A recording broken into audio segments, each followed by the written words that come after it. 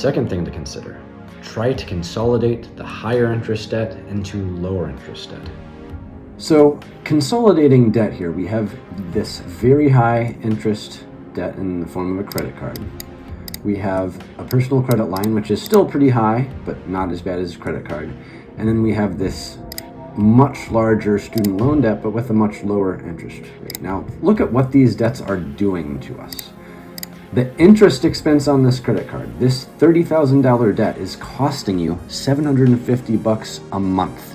That's not paying down the debt at all. That is, if you maintain that $30,000 debt constant across months, you're paying $750 of interest each month.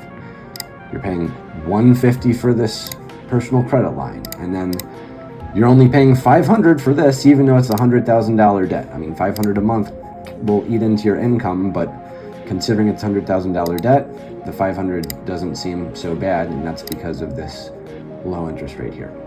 So first things first, emergency, got to get this credit card debt down as low as we can, as fast as we can. So we're going to spend all the money in the bank. Probably want to save a couple bucks just so you can, buy food and stuff, but let's just keep things simple. We wipe all of that out, and now this drops $10,000. Now our credit card interest per month has dropped $500. The expense got quite a bit lower. Let's say that you could put more on this personal credit line.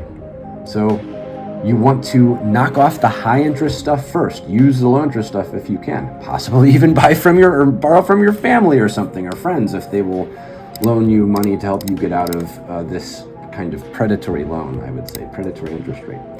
So suppose we can take another $10,000 and add it to the credit line. So we borrow $10,000 at 15% to pay this credit card debt off.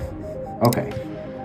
Doing better still, we finally got our net monthly surplus positive, which means although it's slow, we're not generating a ton of surplus, you will grind this down over time. You will take this surplus, pay down your high interest liabilities first, then your medium. Then you can think about, okay, do you pay down the low liabilities, or do you start making investments? But first things first, we got to still get these cleared. So